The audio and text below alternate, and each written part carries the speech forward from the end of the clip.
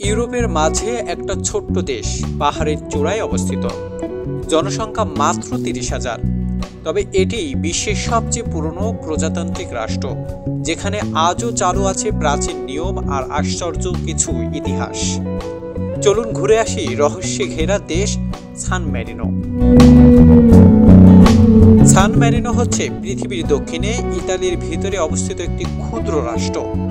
পুরো দেশটির আয়তন মাত্র ৬১ বর্গ কিলোমিটার, মানে ঢাকা শহরের একাংশের চেয়েও ছোট।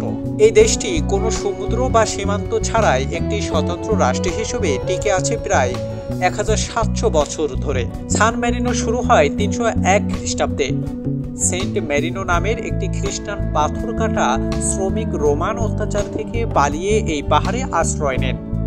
তিনি সান মেরিনো প্রতিষ্ঠাতা, আর তার নামে এই দেশের নামকরণ।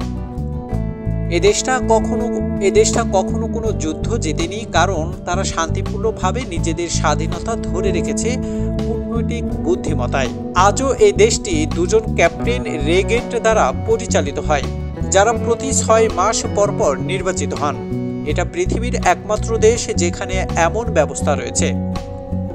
তাদের নিজস্ব মুদ্রা না থাকলেও তারা ইউরো ব্যবহার করে। আর সবচেয়ে আশ্চর্যের বিষয়, এই ছোট্ট দেশটি কখনো কারো কলোনি হয়নি। তারা দ্বিতীয় বিশ্বযুদ্ধেও নিরপেক্ষ ছিল এবং হিটলার ও মুসোলিনির সময়ও স্বাধীনতা রক্ষা করে। একটি পাহাড়ের উপর দাঁড়িয়ে থাকা শান্তিপূর্ণ রাষ্ট্র যে নিজের পরিচয় রক্ষা করেছে শতাব্দীর পর শতাব্দী।